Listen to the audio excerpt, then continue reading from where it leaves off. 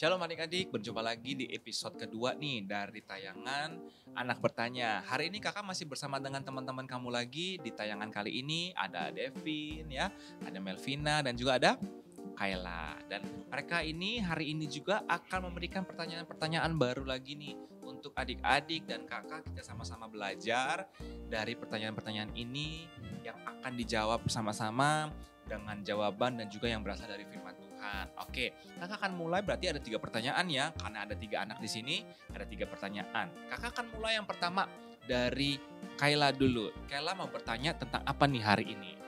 Kak, aku kan tinggal di berasal dari Jakarta. Terus kalau Tuhan Yesus berasal dari mana? Oke, pertanyaan kamu adalah dari mana Tuhan Yesus berasal? Iya. Oke, nah kakak mau kasih tahu sama Kayla, Tuhan Yesus itu selalu ada.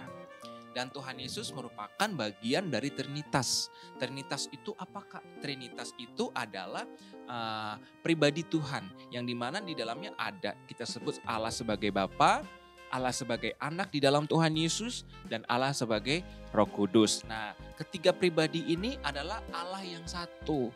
Dan Tuhan Yesus merupakan bagian dari pribadi Allah itu sendiri. Dan Tuhan Yesus kalau disebut adalah Allah sendiri. Nah, caranya kita memahami apakah Tuhan Yesus berasal dari mana? Tuhan Yesus tidak berasal dari mana-mana, karena Tuhan Yesus adalah Allah sendiri. Dia sudah ada. Seperti di episode sebelumnya ya, kakak sudah jelaskan bahwa Tuhan Yesus sudah ada sebelum segala sesuatu ada. Nah, kakak mau jelasin lagi nih, karena Tuhan Yesus itu adalah Tuhan, jadi Tuhan Yesus selalu ada dan Tuhan Yesus tidak pernah diciptakan, ya. Dia sudah ada dulu, sekarang, dan sampai selama-lamanya. Kayla sudah menjawab pertanyaannya? Sudah terjawab? Buat Kayla? Sudah, oke. Nah, sekarang kakak mau minta sama Kayla nih, firman Tuhan bicara apa nih tentang hal ini ya? Kayla bisa baca nggak ayatnya? Tolong dibuka ayatnya, ada di dalam Yohanes 1 ayat 2. Coba Kayla baca. Yohanes 1 ayat 2, firman Tuhan bilang apa sih tentang hari ini? Pertanyaanmu? Ia pada mulanya bersama-sama dengan Allah.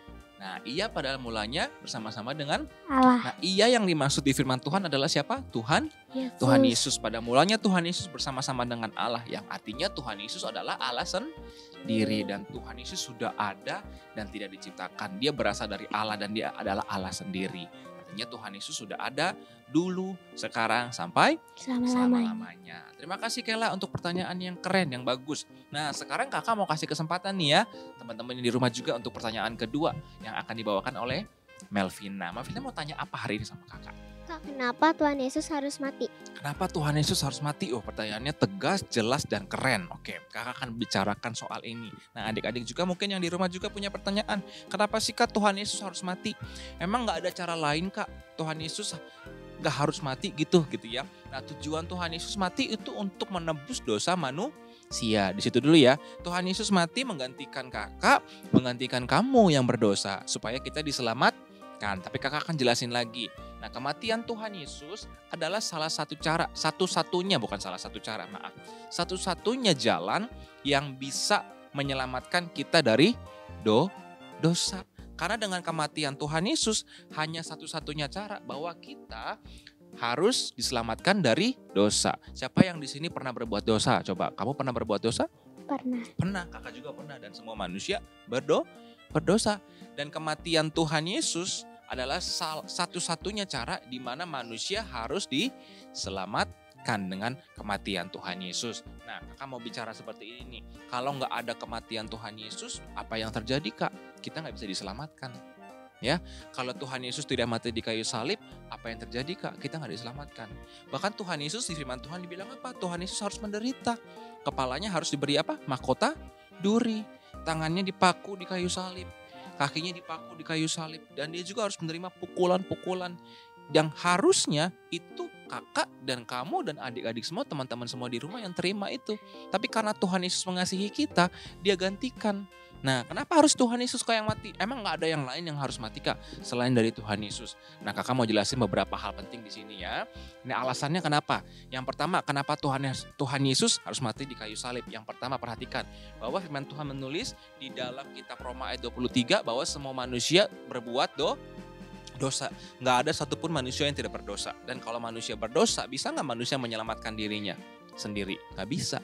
Ya, itu yang pertama alasan kenapa Tuhan Yesus harus mati. Yang kedua, karena firman Tuhan juga menulis bahwa hukuman dosa adalah kematian. Jadi kalau kita berdosa, harusnya kita yang mati.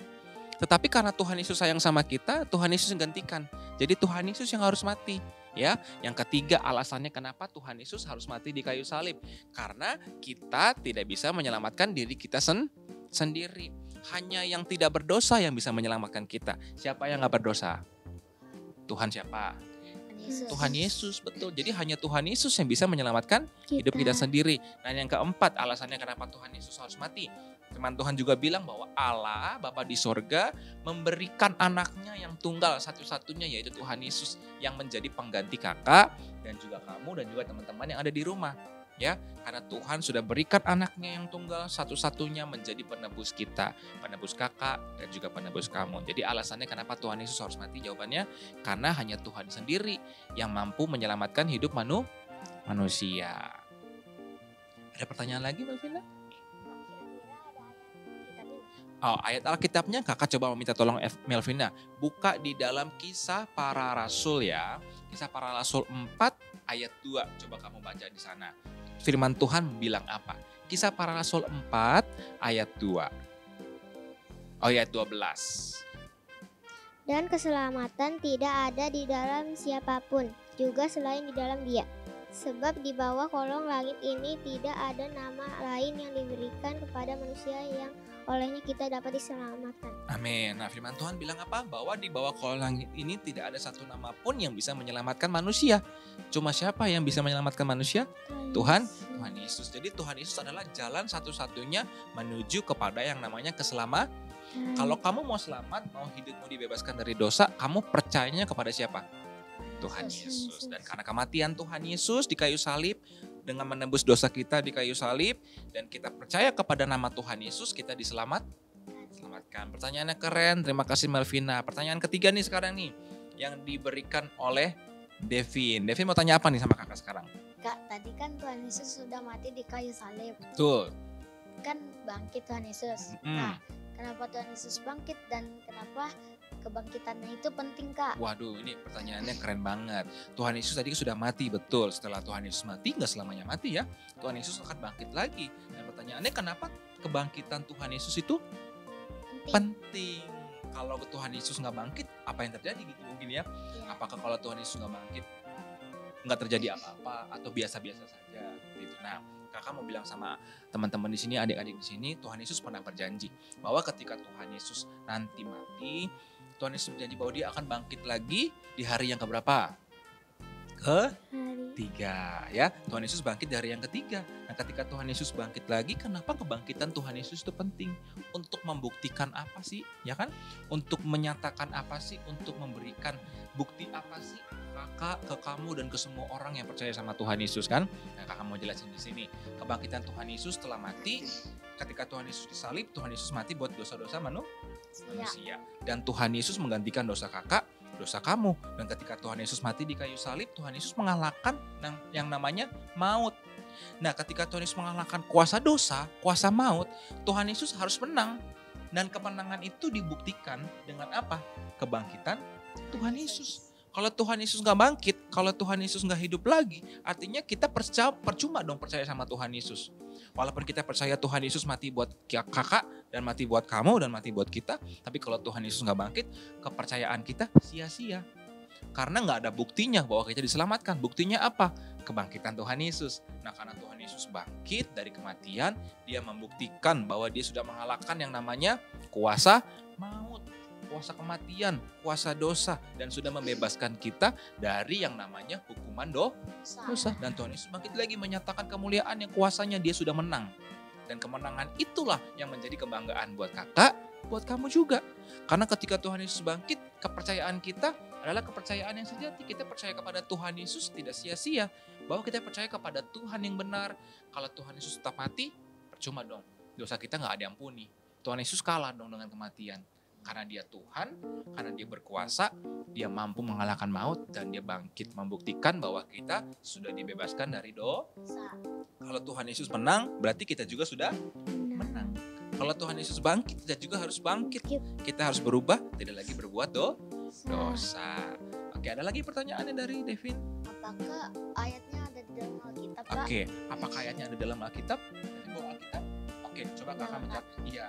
Oke, Devin bantu kakak ya baca ya. Kakak mau minta Devin baca di dalam 1 Korintus 15 ayat 17. 1 Korintus 15 ayat 17. Ayo dibaca pelan-pelan. 1 Korintus 15, firman Tuhan bilang apa? Dan jika Kristus tidak dibangkitkan, maka sia-sialah kepercayaanmu dan kamu masih hidup dalam dosamu. Nah, jelas ya. Firman Tuhan bilang apa? Kalau Tuhan Yesus tidak bangkit, maka kita percaya sama Tuhan Yesus sia-sia dan kita masih hidup di dalam dosa. Dan kalau kita masih berdosa, artinya kita harus menerima yang namanya hukuman. Hukumannya apa tadi? Kematian. Artinya kita percuma dong. Nggak ada penebusan dosa. Karena Tuhan Yesus bangkit, kita bebas dari dosa. Kita percaya kepada Tuhan Yesus tidak sia-sia. Keren-keren pertanyaannya ya. Hebat ya. Sudah terjawab semuanya? Sudah? Kak. Puas jawabannya? Puas, Kak. Wah, sudah mengerti? Sudah. Jadi kalau sudah mengerti, nanti kamu ajarin lagi sama teman-teman yang belum mengerti ya. Nah, teman-teman juga yang ada di rumah, kakak juga percaya kamu yang ada di rumah yang melihat tayangan ini, episode ini kali ini juga terberkati dan sudah mengerti dengan pertanyaan-pertanyaan yang dibawakan oleh teman-temanmu. Sampai akhirnya kakak jawab dan pertanyaan ini akan memberikan pengetahuan lagi yang lebih baik untuk adik-adik dan teman-teman yang ada di rumah ya. Nah, sebelum kita tutup, yuk kakak ajak semuanya kita berdoa lagi ya. Kita berdoa, kita mengucap syukur sama Tuhan Yesus. Kalau Tuhan Yesus sudah pimpin kita hari ini, yuk kita berdoa. Tuhan Yesus yang baik, terima kasih ya Tuhan. Hari ini kembali kami sudah melakukan pertanyaan dan kami boleh mendapatkan pelajaran baru dari firman Tuhan mengenai pertanyaan-pertanyaan baru yang kami ajukan tentang Tuhan Yesus, tentang keselamatan. Dan kami percaya bahwa apa yang sudah Tuhan berikan kepada kami tidak sia-sia. Kami percaya Tuhan akan memberikan kami terus hikmat yang terbaik daripada Tuhan agar kami dapat mengerti firman Tuhan. Dan kami mau terus belajar firman Tuhan supaya kami dapat mengerti rencana Tuhan, isi hatinya Tuhan, dan kehendak Tuhan dalam hidup kami semua. Terima kasih buat teman-teman yang hari ini sudah melayani juga Tuhan dan juga teman-teman yang ada di rumah, adik-adik yang ada di rumah. Biar kami semua diberkati Tuhan dan hari ini kami belajar yang terbaik dari Tuhan Yesus. Terima kasih Tuhan Yesus, kami berdoa dan mengucap syukur. Haleluya. Amin.